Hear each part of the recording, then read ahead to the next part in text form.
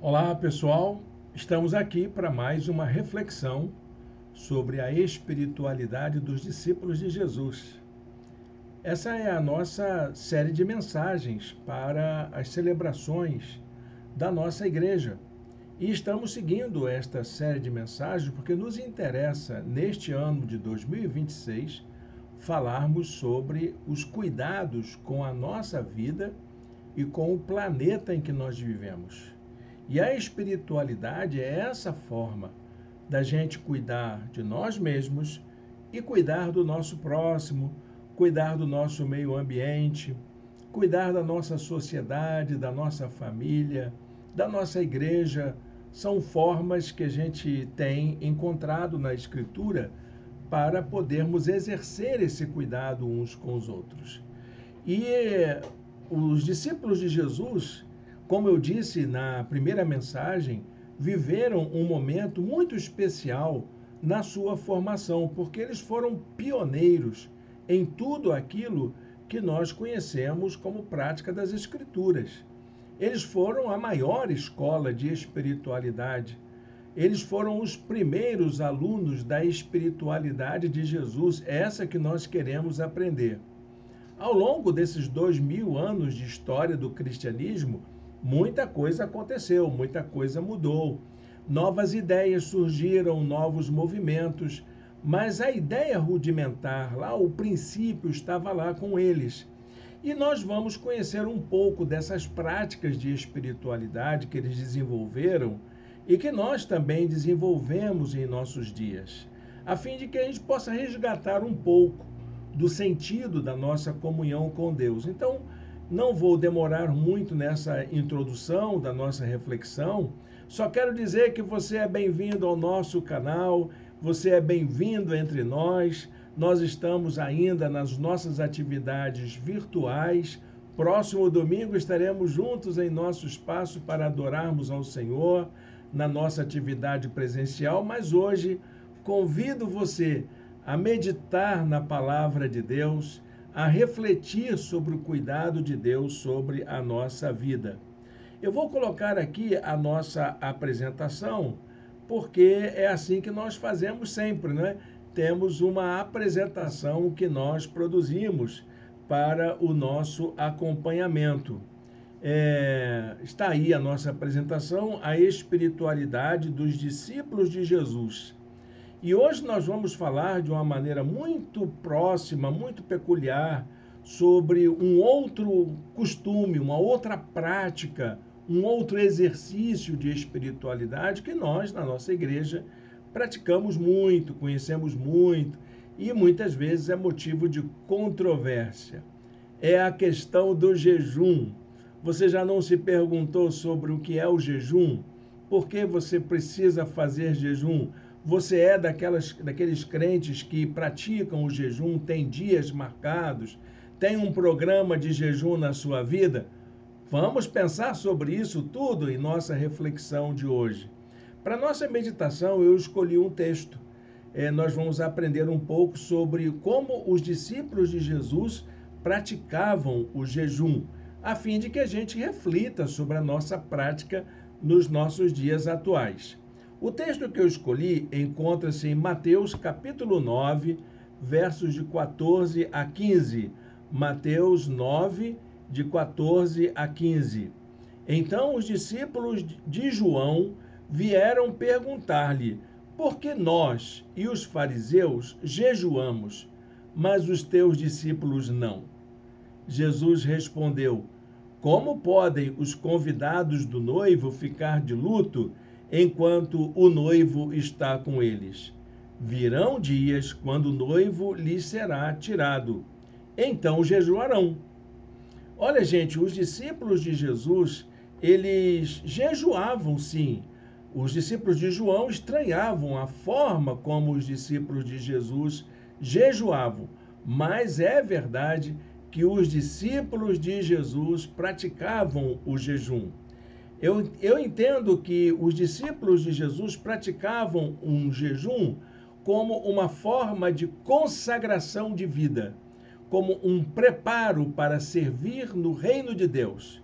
E isso tudo era acompanhado das práticas da oração e de atos de compaixão com as pessoas que careciam de cuidado. O jejum não era um ato isolado, nem tinha um fim em si mesmo. Ele era voltado para preparar o crente, o discípulo, para ser um cristão melhor no mundo. Pensando nisso, eu tenho para mim que nós temos um assunto bastante extenso para a gente tratar na nossa reflexão de hoje. Mas vai valer a pena você pensar nisso. Sabe por quê? Porque o jejum é um exercício espiritual que envolve algo que mexe com o nosso imaginário. Ele mexe com aquilo que nós utilizamos para o nosso sustento. Envolve abstinência de alimentos. E isso durante um período de tempo, para que a gente possa se dedicar a uma experiência mais profunda com Deus. Sempre foi assim. Na Escritura, o jejum é sempre voltado para uma experiência mais profunda de Deus. Por que devemos jejuar? Ainda precisamos jejuar nos dias atuais? Eu diria que nós precisamos jejuar para buscar mais a Deus. Mas também precisamos jejuar para refletir sobre os nossos compromissos como cristãos no mundo, com o reino de Deus, com a nossa fé.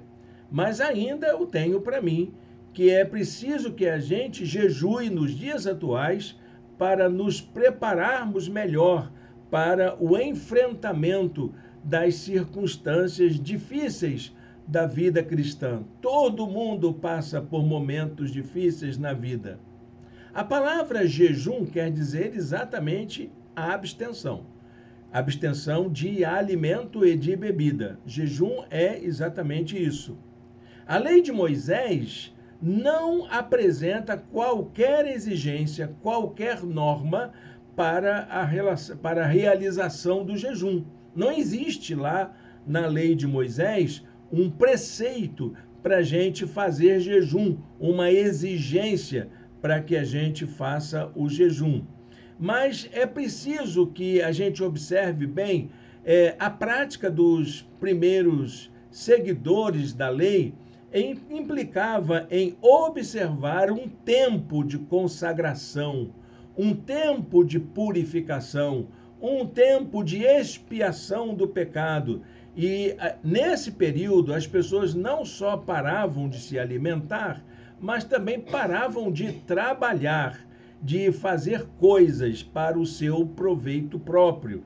Então era um tempo de consagração a Deus, marcado pela ausência do trabalho, pela expiação do pecado, e aí nós estamos falando de sacrifícios, de imolação de animais, e também de uma prática de humilhação, em alguns casos vestindo-se de forma simples, de forma humilde e até mesmo colocando o seu rosto em terra. Essa passagem está lá em Levítico, capítulo 16, que é aquilo que a gente tem mais próximo de uma prática de jejum.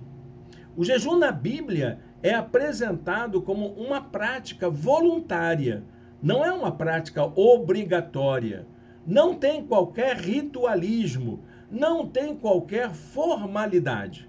Quem inventou isso foram os fariseus no tempo de Jesus. Eles desenvolveram práticas rituais específicas, dias da semana. Algumas pessoas falam, inclusive, que os fariseus praticavam jejum 3 vezes por semana, às vezes o dia inteiro, às vezes apenas uma parte do dia. Os judeus, inclusive, criticaram aos discípulos de Jesus por eles não apresentarem aspectos de que jejuavam como os fariseus jejuavam. Os fariseus procuravam demonstrar que estavam em jejum, faziam caras e bocas, faziam inclusive expressões físicas para demonstrarem que eles estavam não só em jejum, mas também em uma espécie de luto, em uma espécie de tristeza, porque passavam por um momento de abstenção. E era isso que os discípulos de João, e no caso também os fariseus, criticavam aos discípulos de Jesus. Os fariseus entendiam, inclusive, que o jejum era uma forma de educar as gerações que queriam se aperfeiçoar na religião, na prática social, na conduta da vida. Em Lucas, capítulo 5, verso 33, nós encontramos a seguinte afirmação: os fariseus e mestres da lei disseram para Jesus: os discípulos de João jejuam e oram frequentemente, bem como os discípulos dos fariseus. Era uma prática de aprendizagem. Mas os teus vivem comendo e bebendo. Que jejum é esse que come e bebe? Não era um jejum, com certeza. Não era uma prática de jejum comum. E Jesus condena esse juízo que os fariseus fazem. E condenam também aquela postura que nós lemos no início dos discípulos de João Batista. Jesus diz para aquelas pessoas, Lucas 7,33, veio João Batista que jejua e não bebe vinho, e vocês dizem, ele tem demônio. É isso que diziam de Jesus. Olha que coisa incrível. Não é somente a prática do jejum, é o legalismo, o formalismo, é o literalismo da prática para dizer que estava em jejum. Era preciso demonstrar, não bastava fazer, tinha que parecer fazer. E por causa dessa atitude de Jesus, os fariseus criticaram a postura dele, chamando-o de comilão, de beberrão, amigo de publicanos e de pecadores. Lucas 7,34. Então, diferentemente desses costumes farisaicos, judaicos, os discípulos de Jesus praticavam o jejum de uma forma bem discreta, de uma forma sem vínculo com rituais religiosos. Não era uma devoção religiosa, não era prática, uma parte de uma liturgia, era um exercício pessoal. O jejum é uma prática de espiritualidade que existe em várias culturas. Ele não se restringe à espiritualidade cristã nem religiosa. Ela está presente em diversas expressões religiosas. Ela está presente em diversos ensinos filosóficos. Os estoicos, os platônicos, eles ensinavam a fazer abstenções periódicas para poder aprender melhor sobre a verdade.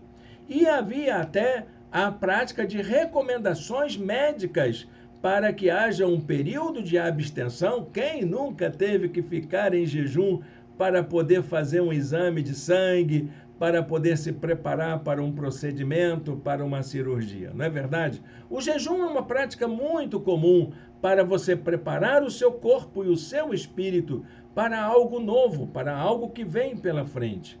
Eu acho muito interessante isso. É bom relembrar que a filosofia grega recomendava o jejum como exercício para preparar a mente e o espírito para o conhecimento da verdade.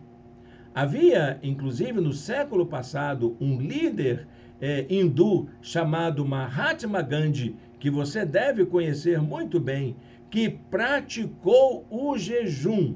E o jejum dele era um exercício de compaixão, mas também um exercício de resistência não violenta contra a opressão dos britânicos sobre a Índia. A Bíblia está repleta de exemplos de pessoas que praticaram o jejum. Você vai encontrar, por exemplo, Moisés, que jejuou durante o seu tempo de comunhão com Deus. Você vai encontrar Elias, que jejuou antes do seu encontro com Deus, lá no Monte Horebe. Neemias jejuou como expressão de lamento quando ele soube do estado de em que se encontrava Jerusalém. Esdras promoveu um jejum coletivo, social, de toda a nação, como exercício de humilhação e consagração. Daniel jejuou por 21 dias, com base numa dieta parcial. Ele não comia determinadas coisas, não ingeria determinadas bebidas durante 21 dias. Jesus praticou o jejum. E ele fez isso antes de iniciar o seu ministério terreno, antes de ser batizado. Os primeiros cristãos também jejuavam, eles praticavam o jejum antes de tomar grandes decisões na igreja. Foi o caso, por exemplo, quando enviaram os primeiros missionários, quando consagravam pastores para a igreja. Você vai encontrar esses relatos lá em Atos, capítulo 13, versos 2 e 3, e Atos 14, verso 23. A pergunta é: como que Jesus ensinou seus discípulos a jejuar? Há uma passagem no Sermão do Monte em que Jesus ensina os seus discípulos sobre como eles deveriam jejuar. Tem 3 coisas que eles deveriam fazer. A primeira era ser sincero. Para você jejuar, você precisa ter muita sinceridade. Evitar as falsas aparências, evitar a hipocrisia, o religiosismo exagerado. Ele diz lá em Mateus 6,16: quando jejuarem, não mostrem uma aparência triste como os hipócritas, pois eles mudam a aparência do rosto a fim de que os homens vejam que eles estão jejuando. O que você ganha com isso? Nada, meu amigo. O jejum é teu, faça você como você achar melhor, é para o seu bem, não é para que você se pareça melhor do que ninguém. A segunda coisa que Jesus ensinou: esteja pronto para agir, mesmo jejuando. Cuide de si como quem vai a um compromisso. Eu acho interessante que no verso 17 de Mateus 6, Jesus fala assim: ao jejuar, ponha óleo sobre a cabeça e lave o rosto.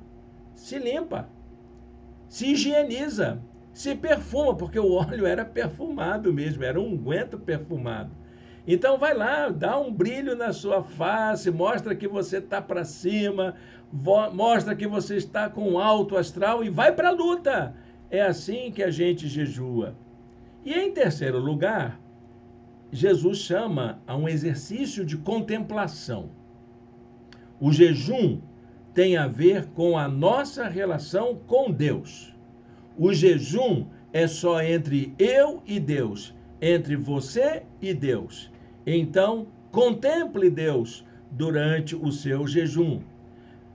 Verso 18, ele diz assim: para que não pareça aos outros que você está jejuando, mas apenas o seu Pai, que vê no secreto, e seu Pai, que vê no secreto, o recompensará. Deus está olhando para você, você não precisa chamar a atenção de Deus. É com você, é você que tem que parar as suas preocupações num dado momento. Jejum é isso, é você para a sua rotina do dia a dia, para esse corre-corre desenfreado, puxa o freio de mão e contempla Deus. É isso que a gente precisa fazer todos os dias, em todo o tempo. Parar um pouco as nossas atividades e entrar para uma prática de contemplação de Deus. Jesus também recomendou que o jejum e a oração são práticas de espiritualidade que visa preparar a gente para enfrentar as situações difíceis da vida, as obras malignas com as quais lidamos. Jesus chegou a alertar que há certas castas de demônios que só são vencidas pela oração e pelo jejum. Está lá em Mateus 17, 21. Há muitas pessoas que perguntam como que deve ser o jejum, quanto tempo se deve jejuar, por quantas horas, por quantos dias. São perguntas que não carece a gente gastar tempo tentando responder. Sabe por quê? Porque a Bíblia, ela não tem uma recomendação clara sobre essas questões. Como que se faz um jejum? Simplesmente não coma.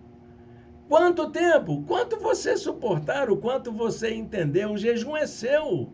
É você que está fazendo o jejum. O jejum é um exercício voluntário, pessoal, e deve ser praticado como expressão de espiritualidade do crente. É você na sua individualidade. O importante em cada caso é que o propósito do jejum é de consagrar o tempo a Deus. Cumpra esse propósito no seu jejum. Consagre esse tempo de estar a sós com Deus, de estar diante de Deus, permitindo que Deus fale ao seu coração e você abra o seu coração para Ele. A igreja primitiva praticou o jejum?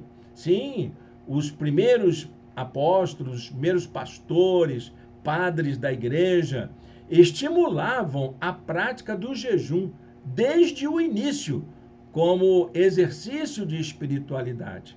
E o jejum sempre era acompanhado dessas duas práticas, a oração e o exercício da caridade, que é o cuidado em amor com o próximo.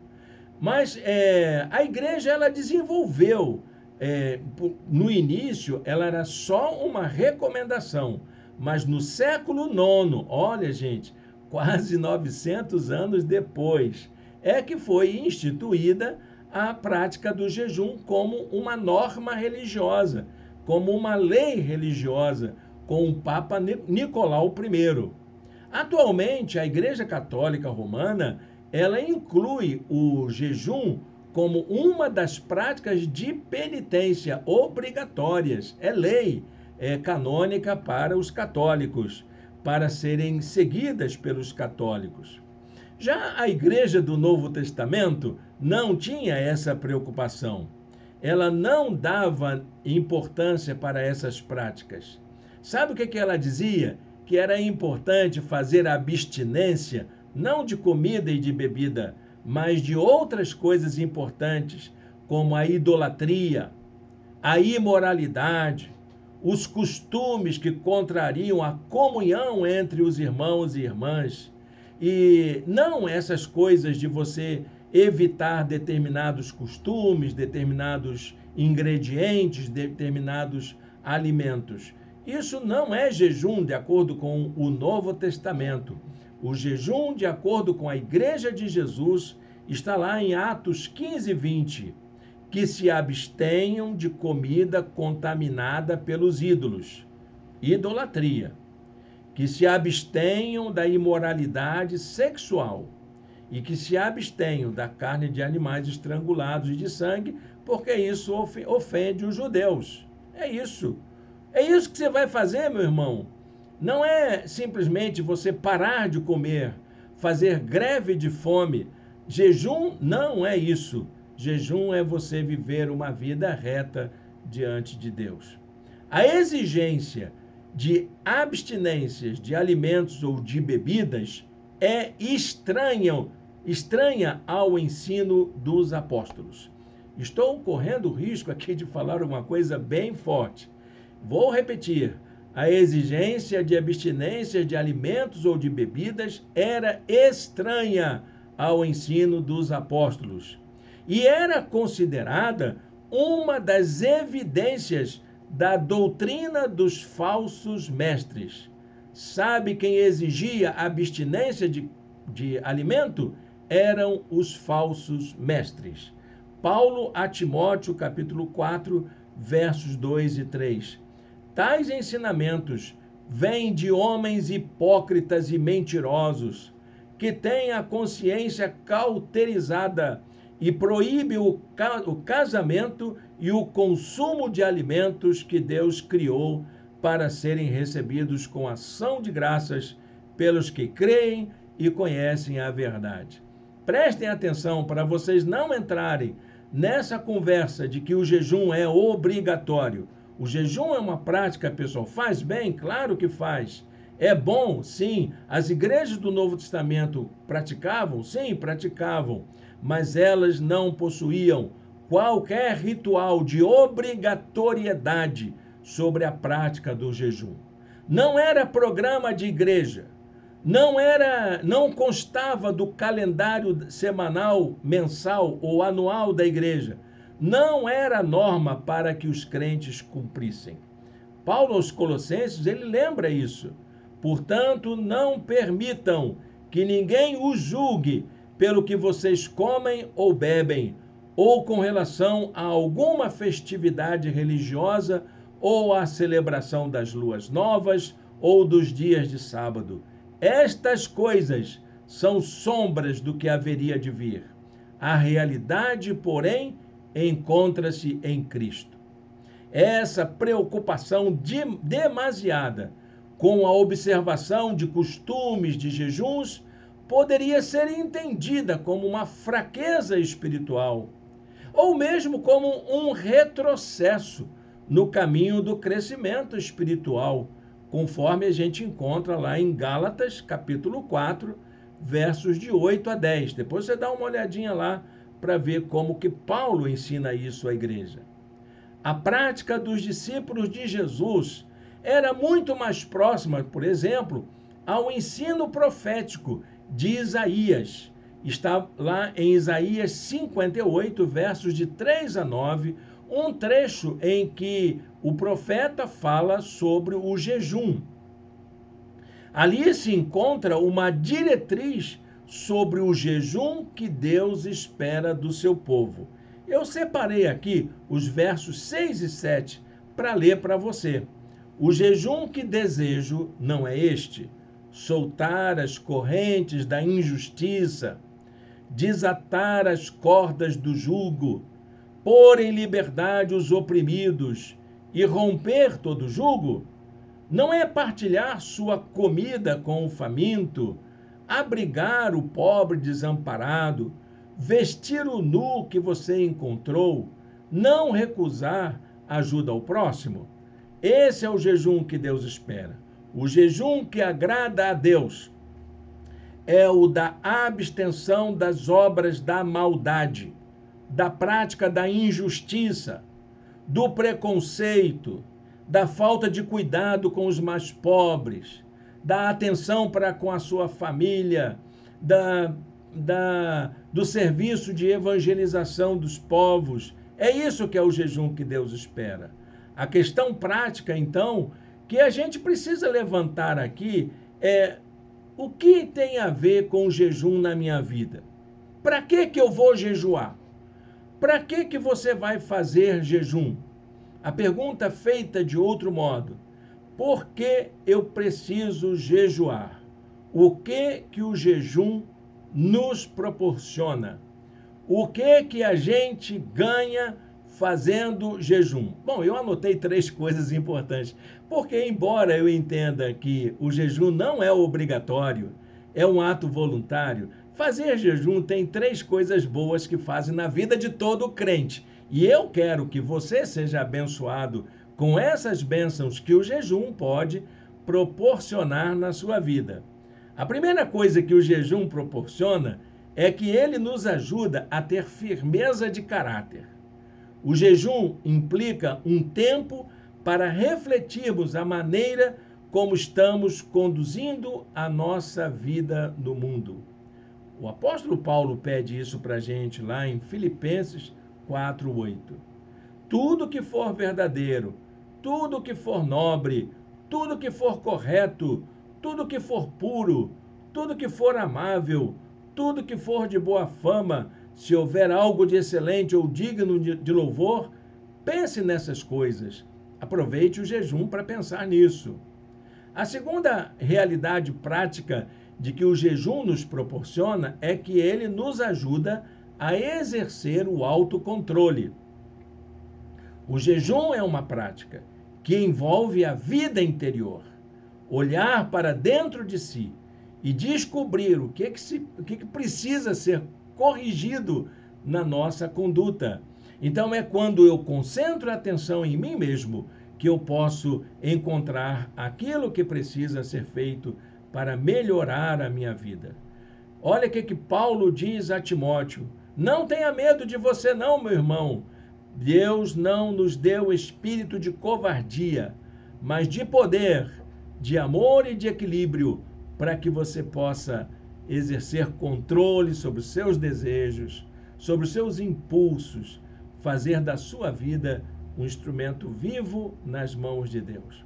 Mas, em terceiro lugar, o jejum também nos ajuda a ter intimidade com Deus. O tempo que passamos contemplando a graça divina, contemplando Deus, é um tempo de fazer ajustes na nossa vida interior. É um tempo de aperfeiçoar a nossa relação com Deus. É o tempo de fazer o que Tiago recomenda: aproximem-se de Deus e ele se aproximará de vocês. Pecadores, limpem as mãos, e vocês que têm a mente dividida, purifiquem o coração. Trabalhe o seu interior durante esse tempo de jejum. Para a gente concluir essa reflexão, o jejum que precisamos fazer como cristãos não é o de abstenção de coisas, não é de abstenção de alimento ou de bebida, mas de práticas que conflitam com a nossa fé. Esse é o nosso mais urgente e maior desafio que enfrentamos, de vencer os nossos inimigos interiores. Precisamos nos abster do ódio, do orgulho, da arrogância, do preconceito.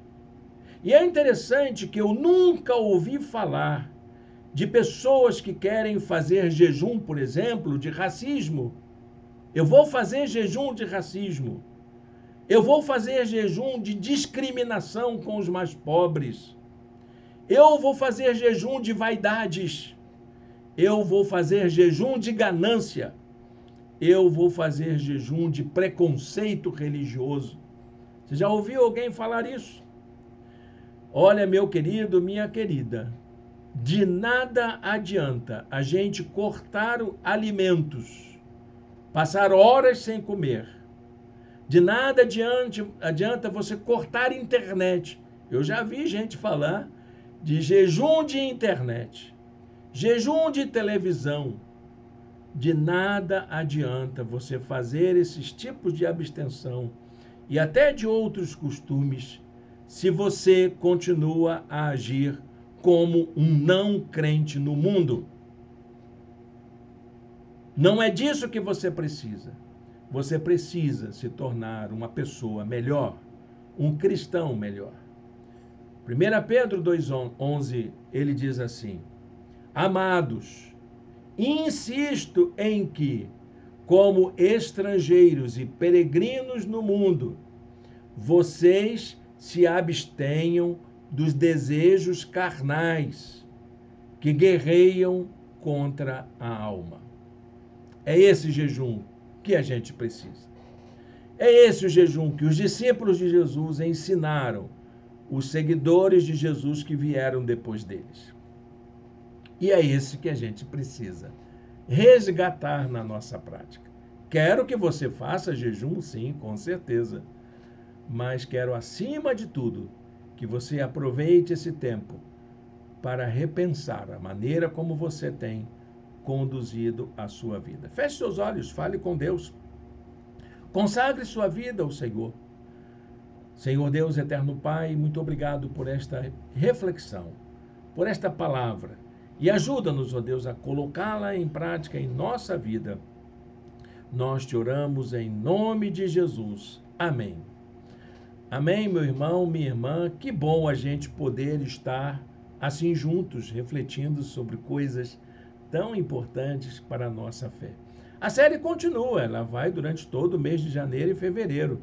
São 8 práticas de espiritualidade que vamos verificar como que os discípulos faziam para que a gente possa repensar a nossa. Continue com a gente, siga a gente no nosso canal, estude a Bíblia com a gente, siga Jesus conosco, Domingo que vem estaremos reunidos presencialmente em nosso espaço. Convido você a estar conosco e a celebrarmos juntos para a glória de Deus. Desejo um bom restinho de domingo na presença do Senhor.